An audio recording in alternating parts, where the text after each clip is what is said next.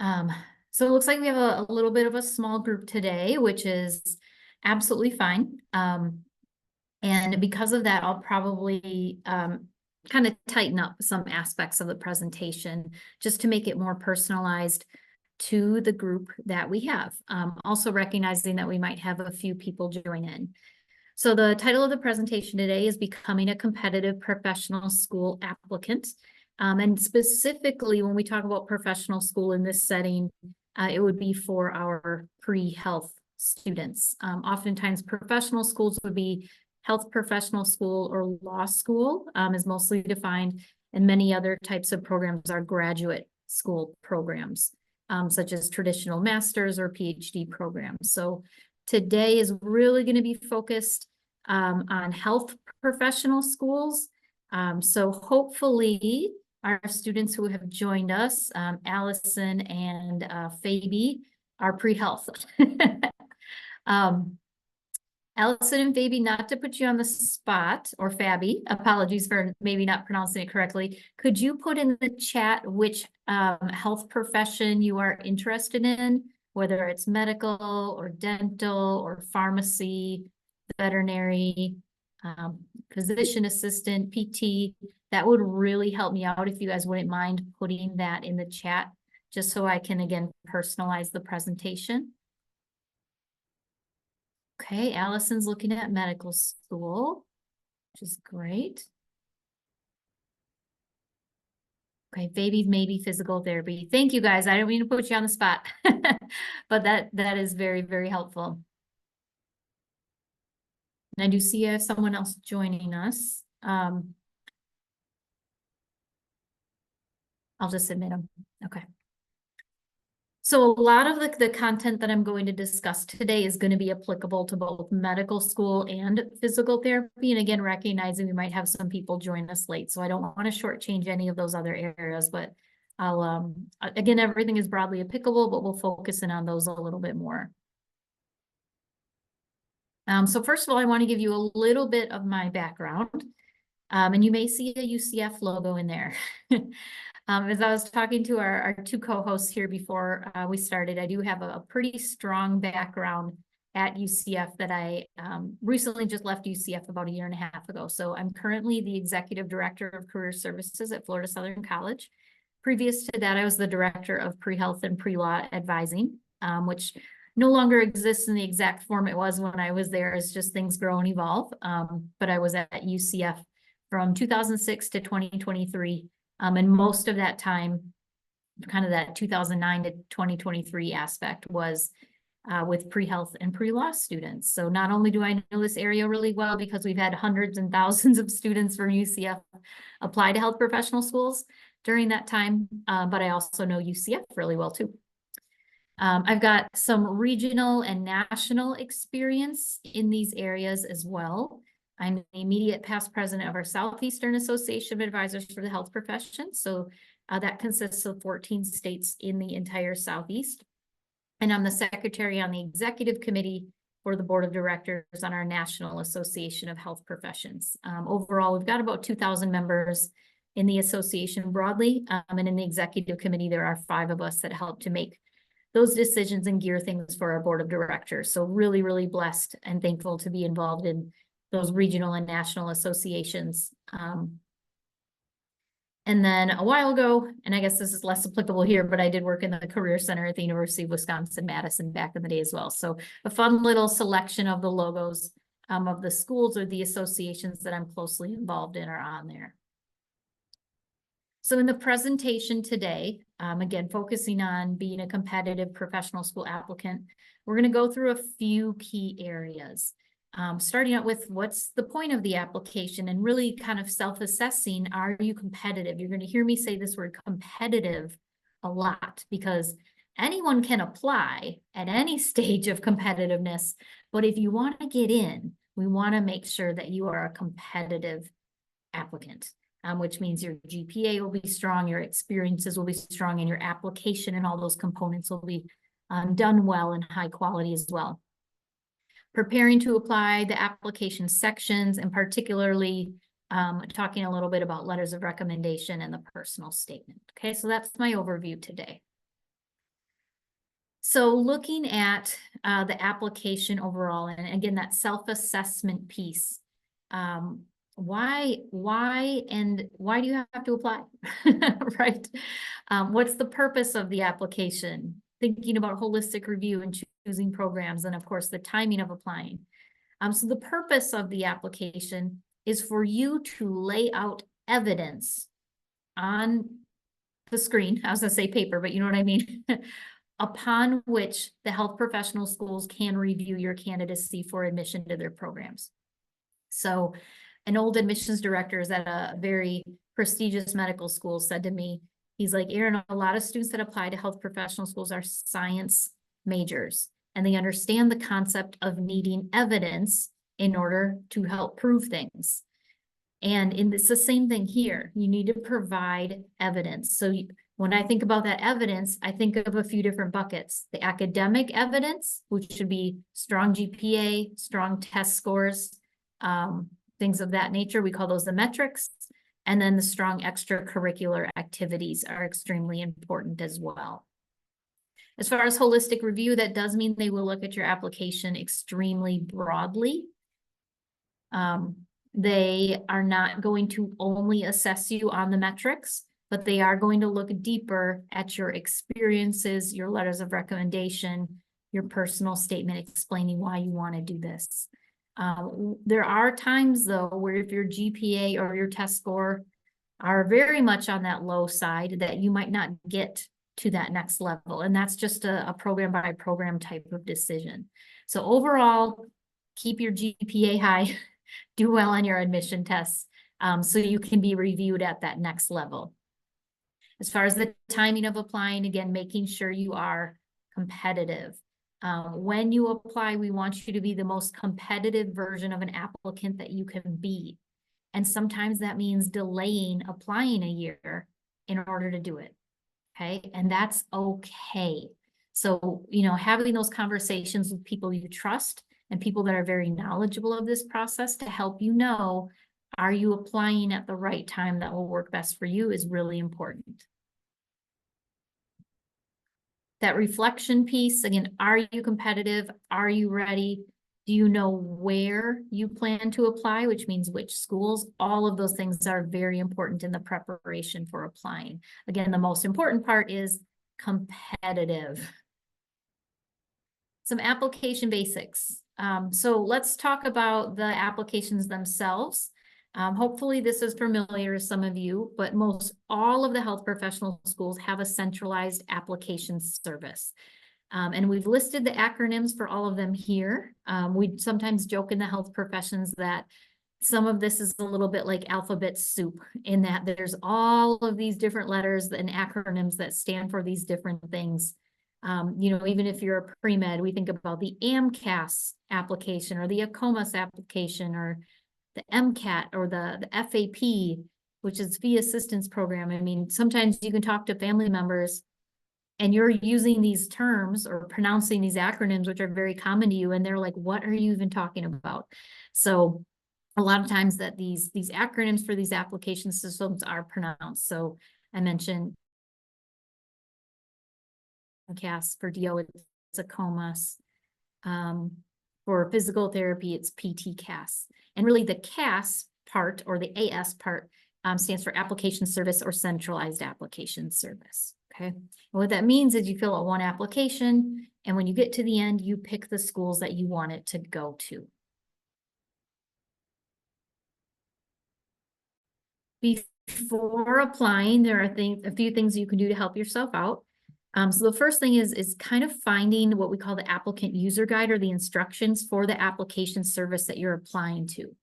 The application services are meant to be pretty intuitive, but even me, who've been doing this for 15 plus years, sometimes run into questions that are just tricky. And typically these guides, these application user guides are in there. You know, sometimes I'll have a question about a student saying, how do I enter my IB credit for the PT-CAS application? Like it doesn't, seem real intuitive how to do it. I'm like, well, let's go look up the PT-CAS instructions. And it'll tell you how to do that. So make sure you have that, because that will answer a lot of questions. But of course, there's always the customer service phone lines or email addresses you can reach out to too. Unofficial copies of your transcripts. A lot of times students will be manually entering all of the courses that you've taken, along with the grades, the number of credits, the course titles, the prefix numbers.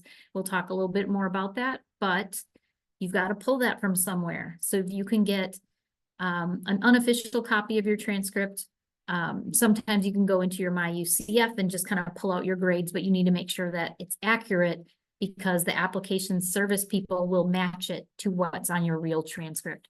Some students are conservative and they'll just pay the $10 and buy their official transcripts, so they know exactly what the application service people will see when they go to match what you entered versus what they're looking at, to make sure that everything is entered correctly.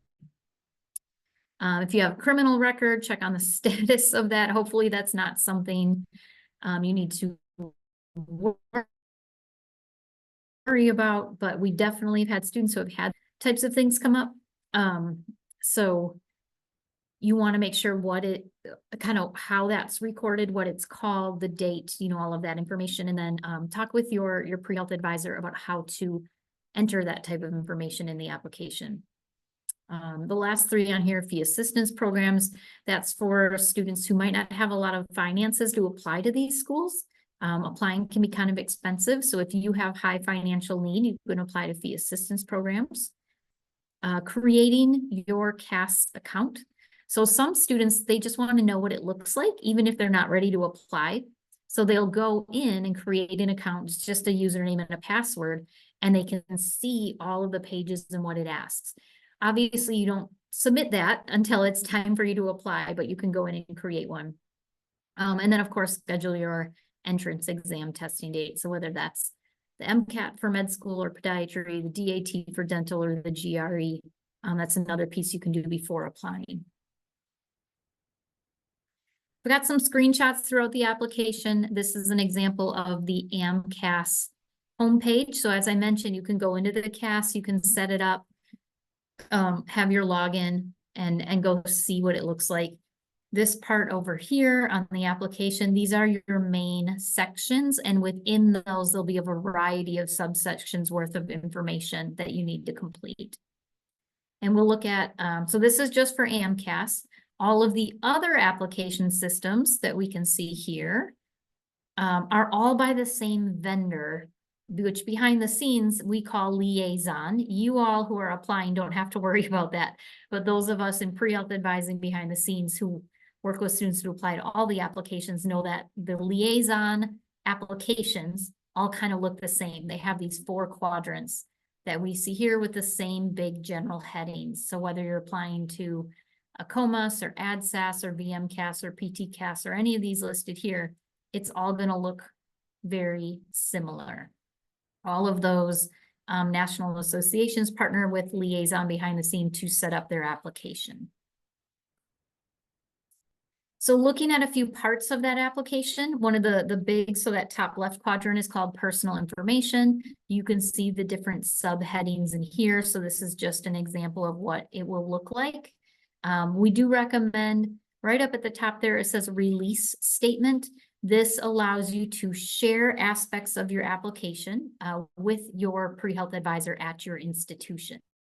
All of that is kept very confidential, and in-house, the pre-health advisors take it very seriously, but it allows them to see which programs you've applied to, a little bit about your admission status, some limited things about your application, but not all, but it can be really helpful so that they can help you.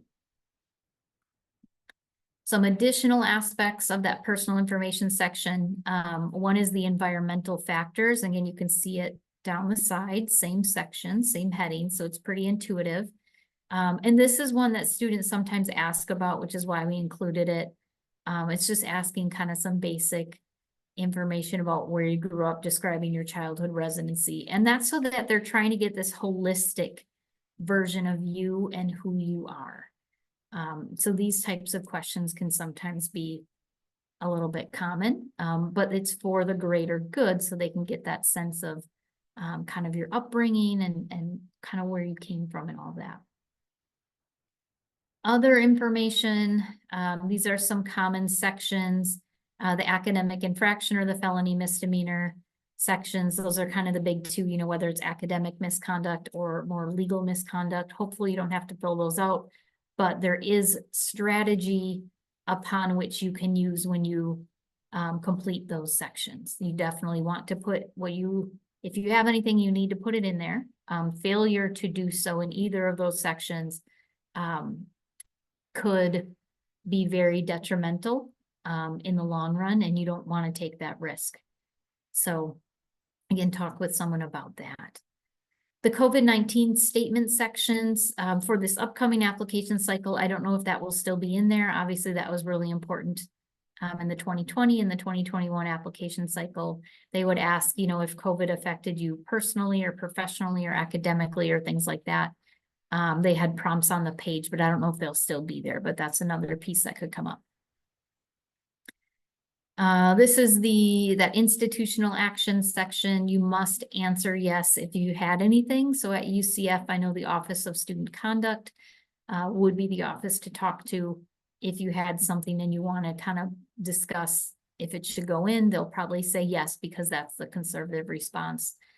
Even if an action has been deleted or expunged, it's still the right thing. And the conservative thing, again, it's very risky to not disclose something, because if they do find out about it later, it could cause much bigger issues. So as we say, once you indicate if there is something there, there are no excuses, but there are explanations and room to show growth. So you can talk about, you know, how you've grown from that experience. Academic history is just looking for information about the courses you've taken, and I'll elaborate a little bit on this. So there's two ways to do this. One is you manually enter, again, I mentioned at the beginning, the courses you've taken, the prefix and number, the course title, the number of credits, and the grade, and you enter it in semester by semester from all college education experience. Or you can pay money. This is kind of new. This became more of a trend, I want to say just 2 or 3 years ago, that for a fee, you can send in your transcript and have people that work for the application services enter your course history in for you. You can do it either way. It's just a matter of if you want to pay for it. You can see over here on the right side of the screen, I have the updated fees. One of the benefits of doing it yourself is that it's free. And another benefit is when you are classifying your courses, that's kind of a column that shows up. You know your institution and like the department where the courses were taken the best versus people doing it from the outside, and you want to make sure you classify them correctly. So when I say classification, oftentimes they'll ask, is this a kind of a biology related course, a chemistry related course, a physics, a math, maybe a health sciences, an English course, an engineering, and it's all from a drop-down list of options. Again, you know that. You know what type of course it is because it's your school. People from the outside aren't going to know it as well. So again, it's safer to do it yourself and it saves you money, but if you want to pay to do it, you can do that too. And again, that's entering all of your coursework into the application system. They do that so that they can calculate your GPA. As it says, report all courses on your transcript. Sometimes, once in a while, not often, but I'll have a student be like, hey, I had a W in that class or withdraw. I never got a grade. Should I still put it in? I'm like, yeah, absolutely. It needs to match exactly what your transcript shows. If you dropped a class, which means you changed it out before the deadline where you can still shift classes around, then of course that doesn't go in, but whatever is on your transcript has to match what you enter.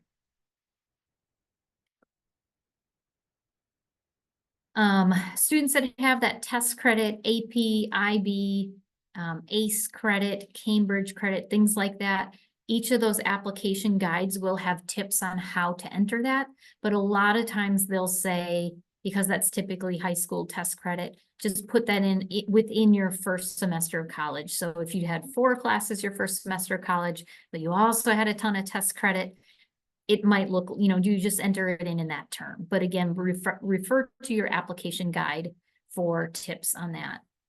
Dual enrollment will be listed as the semester that you actually took it. So sometimes we have students that are pretty advanced and they're like, I was doing dual enrollment college courses from sophomore year of high school on. And we just say, just enter it exactly when you took it, exactly what's on those transcripts. And then a helpful piece, as I mentioned, the course classification guides. Sometimes they're called course subject guides, but they will guide you on how to classify the subject, so the broad subject of each course. AMCAS has a very thorough one.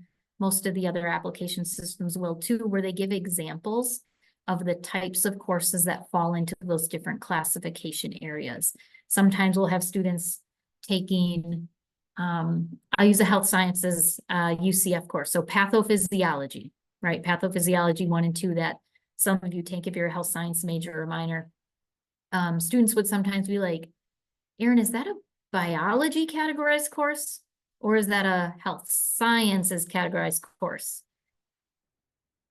And the guide will tell you. And I can't give you the answer because the answer differs by different application system. In AMCAS, it's one thing, in ACOMAS, it's another, in CASPA, it's another, in PTCAS, it's another.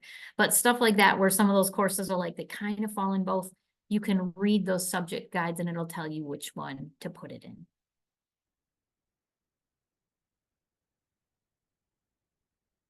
GPAs. So not much to say about GPA, except just make sure it's as high as possible.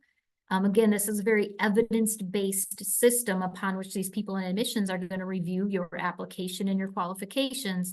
And the GPA and the test scores, which are those metrics, are very easy ones to look at. They'll look at them first. And if you are at a level that they deem good enough or above, you'll probably keep moving forward. If you are below that mark, your application may stop right there. Your GPA is going to be calculated in a wide variety of ways, and they are going to do some deep diving into that. They could be looking for, and I'm glad they look at this first kind of hollow bullet here, trends in record.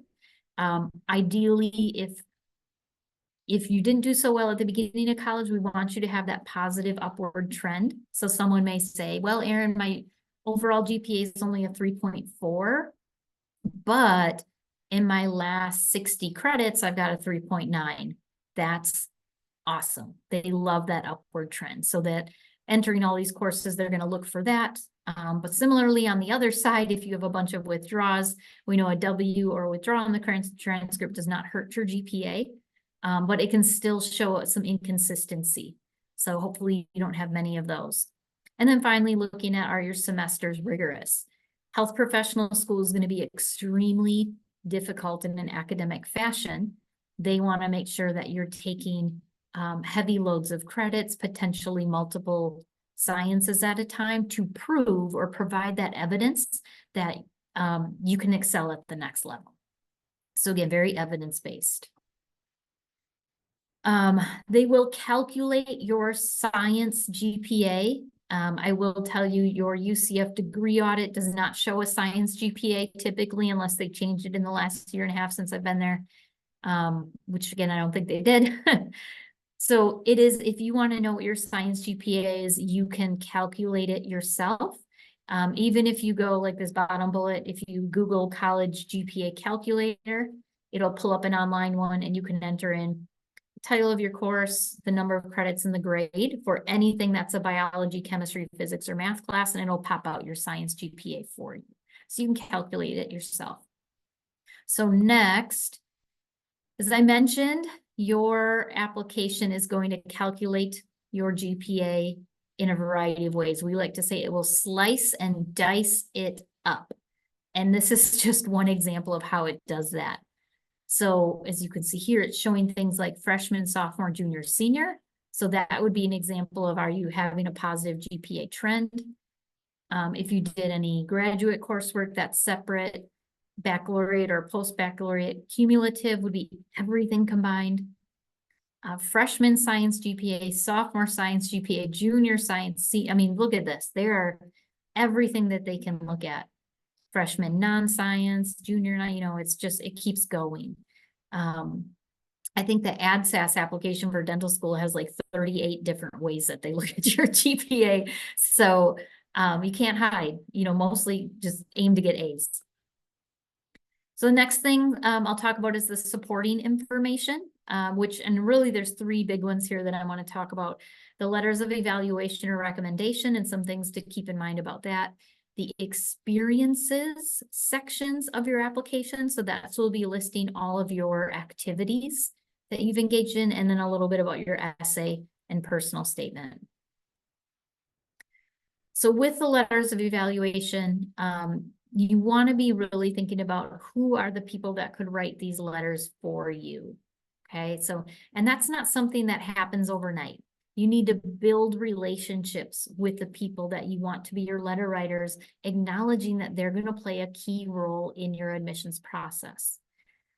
When I was at UCF and I worked in pre-health advising, every spring we would host an online panel with a variety of professors that we would kind of ask them, like, how do students get to know you? Because we know the classes at UCF are enormous. You've got sometimes 300 students or more in a lecture. How are you going to get to know those professors? But they would give a lot of tips and advice that says like, hey, we're just regular people. Come to our office hours. Come to some extra sessions, get to know us. We want to know you. We recognize that it's big environments, but you can do this. A lot of times you're going to want at least 2 science professors. So if you're a freshman or sophomore, or even a junior now, and you don't know any of your science professors well, start thinking about it, right? Start thinking about which professors' classes have I really liked, which ones maybe have I got some good grades in, and strategically put yourself in front of them, whether that's staying after class to say hello, going to the office hours, and they'll know what you're doing. You can just say, I really like your class. I hope I'm doing well. Eventually I might like to ask you for a letter of recommendation. They're fine with that. You don't need to hide it. They write letters of recommendation all the time. They enjoy doing it. So you can kind of let them know from the beginning, that's what you're thinking. And they'll say, hey, we're looking for students to do well in the class. So that's the first step, getting to know them and doing well in the class and establishing those relationships. When you do make that ask of them, so let's say you got to the point where like, here are all my letter writers.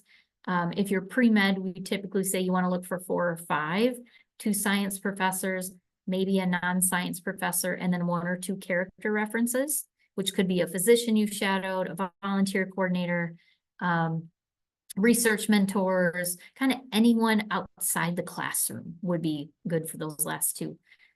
You want to kind of give them a few things to help them write. So a resume, a personal statement, or at least a paragraph about why you want to be a doctor, dentist, physical therapist, so on and so forth.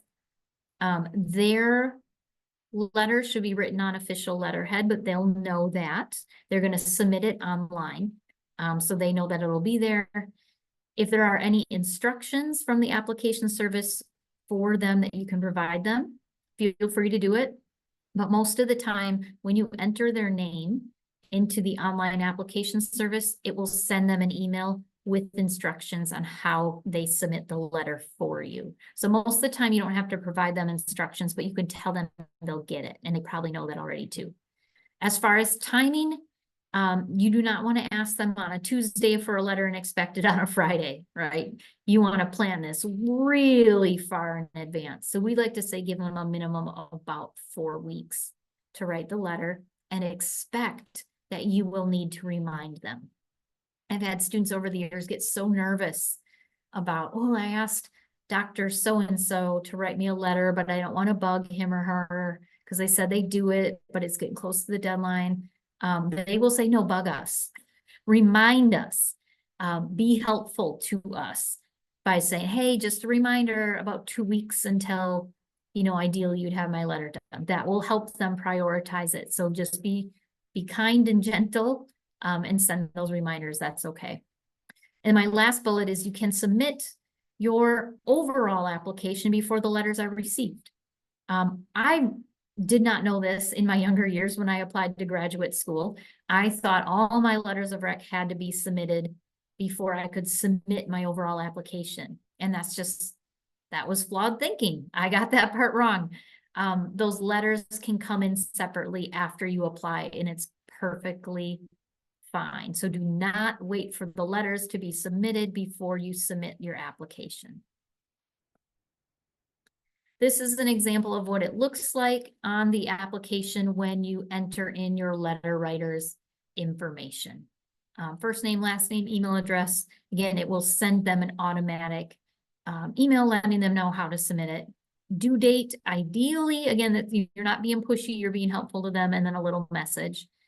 This part about the waiver, most of the time students, I mean, I would say 99.9% of the time will say, yes, I waive my right to view the letter, which means you're not going to look at the letter that they submit, and that is helpful. So waive your right to view the letter.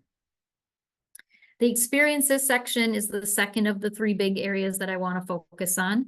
And this is really right next to GPA and test score, really the area where you can help yourself stand out and showcase a really strong application.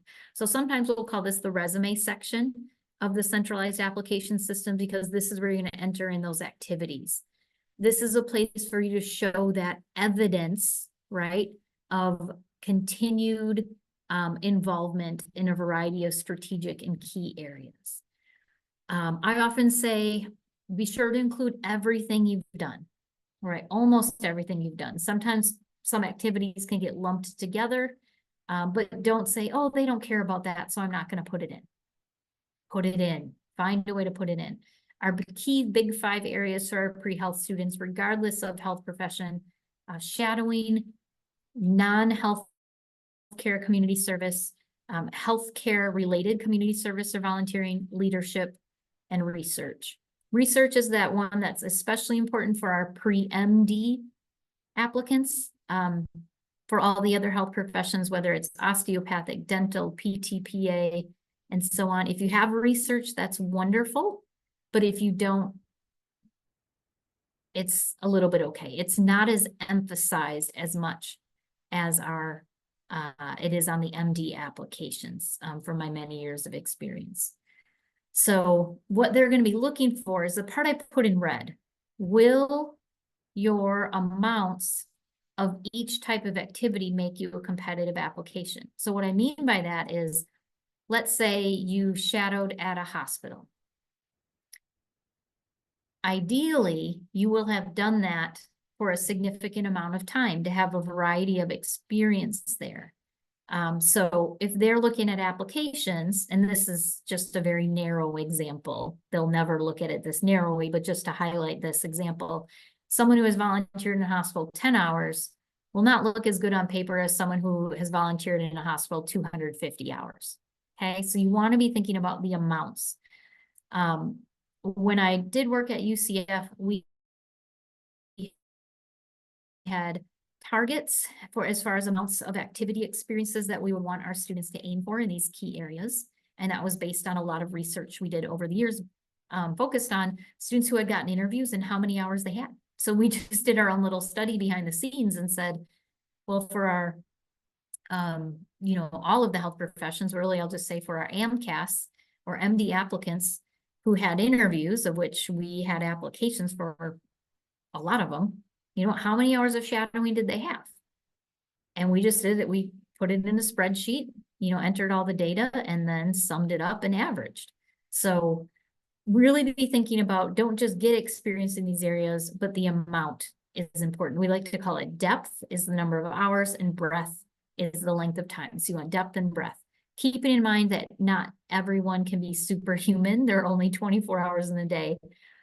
So some of these activity areas might be real strong for you. Some might be a little light, right? I almost think of like a bar chart, where it's like, oh, here's a bar, here's an activity that's high, this one's a little lower, this one's super high, this one's kind of medium. Most applicants will look like that as far as number of hours in the different areas. When you are entering your activities, what's this bottom thing say? Know the character limits. It's going to be like the same standard entry for all of the different activities you enter. And the description component will be, I think, 725 characters for AMCAS and 600 for all of the liaison applications.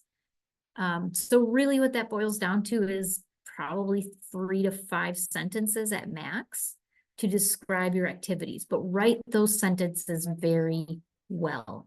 Definitely do a good job writing it. Don't bullet point it, no sentence fragments, no resume style, full sentences. And there's strategies too on how to write those descriptions in order to put your best foot forward. So again, talk with your pre-health advisors there about how to do that.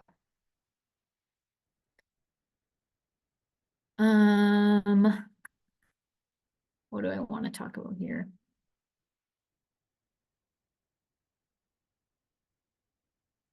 I think I talked about these. Here's one. So sometimes students will ask, and this is this kind of second dark bullet, limited ability to include future or planned experiences, or what they sometimes call projected hours. A lot of times we know students are going to be engaged in activities in the middle of when they're going to submit their application. So maybe you're doing research and you're like, well, up till now, about submission time, I've completed 300 hours, but next year I'm going to be able to complete another 300. You know, how do you list that? The different application systems will have different ways, but for AMCAS in particular, they have broken down the hours to show completed hours, which in that example would be 300, projected hours, which in that example would be 300. So they'll have you split it to say, I've done this already and I'm planning to complete this many more. So that's actually a pretty good way to do it. Some of the other application systems won't let you project hours. It'll only be what have you done so far in the past. So that makes it a little tricky when you're like, yeah, but I plan to do all this great stuff next year, but you haven't done it yet. So again, thinking about when you're going to be most competitive might be waiting a little longer in order to really highlight those really good experiences with, again, depth for a large number of hours and breadth a long amount of time. This left side is an example. Oh, that's blurry. I'll go past this one, but it's an example of what it looks like when you enter an activity. So personal statement, this is my last big one, and I'll probably finish in the next 5 minutes or so. But really it's an essay. There's always a character limit on it. 5,300 for AMCAS and ACOMAS. I think 4,500 for CASPA. You can go online and find it, but it's about a page and a half, single spaced, give or take, about why do you want to do this? Why do you want to go in this career? Why are you passionate about it? And there's, I mean, I've never seen two personal statements alike, and I probably reviewed hundreds and hundreds over time. People's reasons are very personal to them, and it is a lot of strategy into how you explain that, especially when you only have maybe a page and a half single space to do it. Some students struggle because it's so short. They wish they had more space to do it, but you want to do a mix of explaining your reasons, but also reflections on those reasons. Sometimes that reflection on why it's so important or impactful to you is the most important part. So it's the personal statement's tricky. You definitely want to start writing it pretty far in advance, have a variety of people read it. And as the bottom bullet says, spelling and grammar matter very, very, very, very much. I'll tell you one quick story. So I guess I'm not going to be done in 5 minutes, but it'll be quick. When I was in pre-health advising at UCF, we had a applicant come who had applied to med school. He had a very high GPA, very high MCAT score. And he said, I applied, I didn't get in. He came to see us maybe right before the next application cycle was going to start. And he said, I don't know why I didn't get in. Like I had all these things. I had activities, I had GPA, I had MCAT. And we said, well, let's see your application. And we think we figured it out. Again, we don't work for health professional schools, but in his personal statement, in the very first sentence, he used the word it'd, IT apostrophe D. And if you're thinking to yourself, it'd is not a word, you're correct.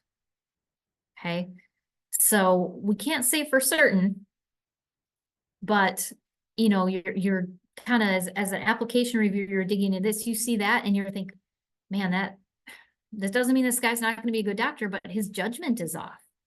Well, like, how could he not have someone even review his personal statement? And they're just looking for minor things to move applications aside. Some of these places are getting hundreds and thousands of applications for 120, 150, 200 spots. So we very kindly and gently let them know, like, you think you need to work on your personal statement. Why was he embarrassed? But I can say, with a little bit of cleaning up and shaping of the personal statement and the application overall, he had 3 acceptances that next cycle. So I could never say that the spelling or the grammar or using that word in the very first sentence of the personal statement is the reason he didn't get in, but it very well could have been. So that's just proof, like, just have people review it, especially if you know spelling or grammar are not strong suits. Even with, you know, Chat GPT and all this other stuff out there, definitely have people review it, and don't have Chat GPT do the whole statement.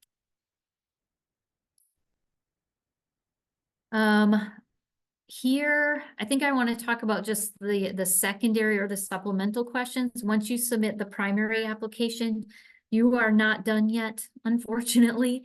A lot of times the schools that you choose to apply to will send you a secondary set of unique questions specific to their school. Sometimes there's our short essay questions, but if you apply to 15 schools, you're going to get 15 secondaries. Right. And sometimes the secondaries have a fee to them as well.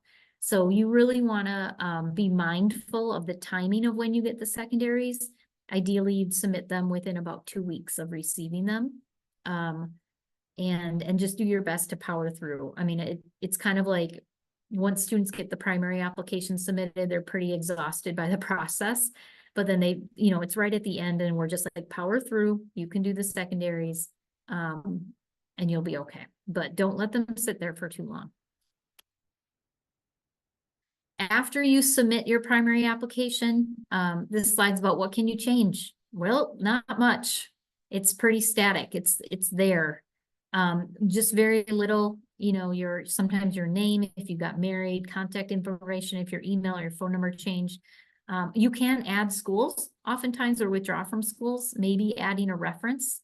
And a few other things, but once you hit submit, don't think you can go back in and make updates all the time, because it's just not really built that way. So a few reminders, a little bit about timing and other things. When you get to that advisor release statement in the CAS you're applying to, if you're comfortable with it, submit yes, because that'll help you and help your school. Request and submit your transcripts early. Sometimes students will wait on that, especially if you've gone to a few different schools. Like, a lot of students at UCF have dual enrollment and things like that, and it might take a little longer at some of the state colleges or other institutions to get transcripts. So start that process early. Be mindful of your application dates and timing. A lot of times you'll hear apply early, but it's like, what does that mean? Well, it's different for each application service. For AMCAS, we always say, if you can submit your application in June, that would be ideal. July is still okay to hit submit. After that, it's a little dicier because a lot of people are in line before you at that point to have their applications reviewed. A COMUS can go a little bit later. Sometimes we say by August. And again, all of this is subjective. This just comes from me and doing this for a really long time. Financial needs. So again, if you have financial need, you can apply for financial assistance programs for the different application systems. So if you're applying to AMCAS, just Google search AMCAS financial assistance and that'll pop up, or PTCAS financial assistance, and it'll go over eligibility for that and the forms and the documentations that they need. Finally, when you submit your application, just make sure there are no errors. Go through it again and again and again. You don't want to be like my student who had a weird non-word in his personal statement. I'm sure he would have loved to have that out of there the first time through. So just no errors, make sure everything is set before you hit that submit button, because again, you can't always go back and change. All right, so I did end early as I hoped, just a little longer than I was hoping, but I do want to be available if anyone has any questions. You can always put your questions into the chat if you like, or if you're brave, you can unmute and ask them verbally. Otherwise, if you guys don't have questions, I can let you out of here too. But I'll wait just a minute or two to see if you have any questions.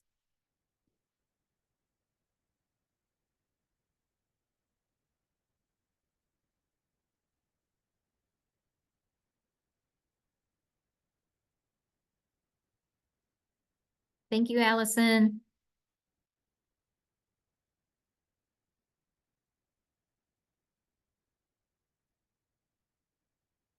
All right, if you don't have any questions, you can always just leave as well.